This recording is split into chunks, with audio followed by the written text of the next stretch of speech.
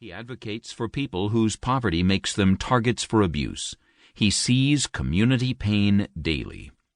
But Brian and his wife Melissa had a front-row seat to a new tragedy a few years ago.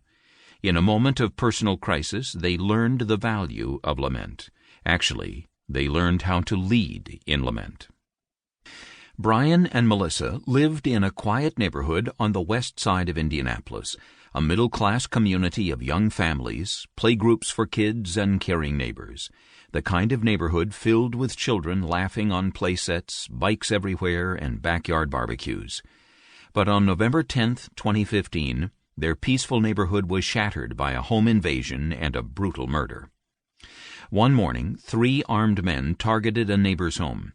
It belonged to a young couple who moved to Indianapolis with a dream of planting a church.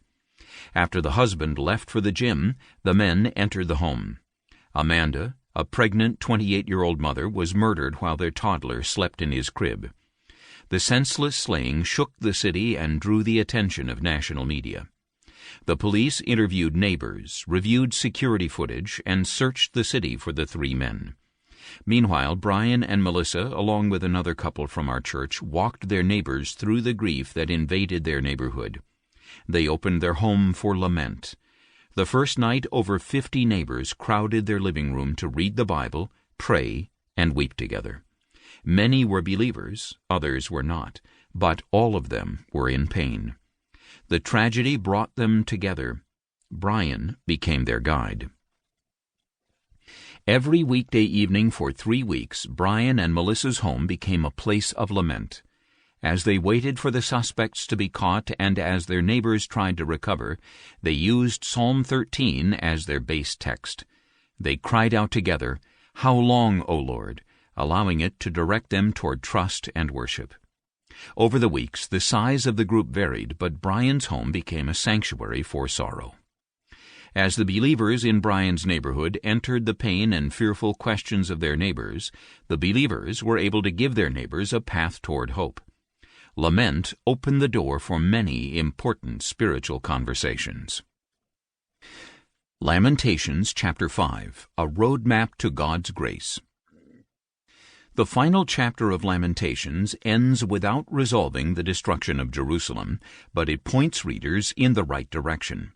Suffering lingers. The temple still lies in ruin. There is more to come, but the answer has not arrived. Yet the book ends with a hopeful prayer. Restore us to yourself, O Lord, that we may be restored.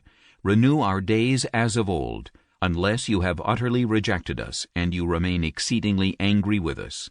Lamentations chapter 5, verses 21 and 22. The final chapter of Lamentations is unique.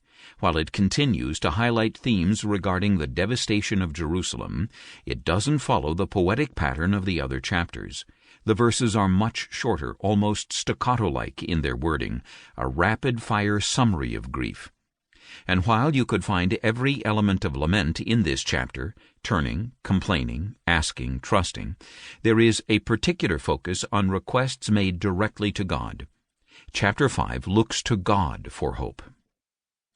You may have picked up this book hoping that lament would untie all the knots of pain in your life.